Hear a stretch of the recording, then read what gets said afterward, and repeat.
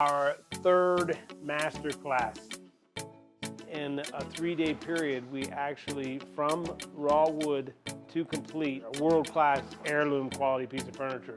This go-round, we're a little more eclectic, a little more diverse, and our projects are a little more diverse. My name's Gary Wilson. I was here last year. In fact, I love it so much, I built a shop. This time I'm going to do a much more complicated piece. It's a cabinet bar that you hit a switch and the back half will come out of the top and then go down into it. Like I said, when it's closed up, it doesn't look like a bar. It just looks like a nice piece of furniture. Piece this time had a drawer. We did drawer boxes this time too, which was a neat addition. Hey, I'm Patrick, and this is Michelle, my wife.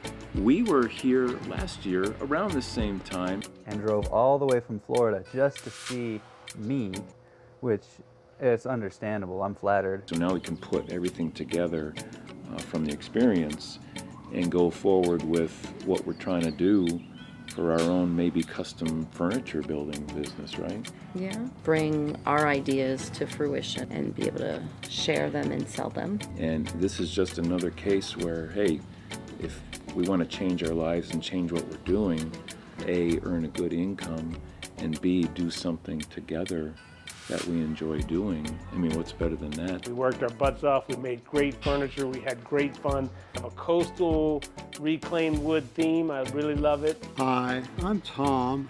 Look at that. Well, he wanted to stick to a little more traditional, so we built a coffee table that will double as a workstation for his daughter. And it is very nice wood, a mixture of cherry and walnut with a little bit of mahogany in there.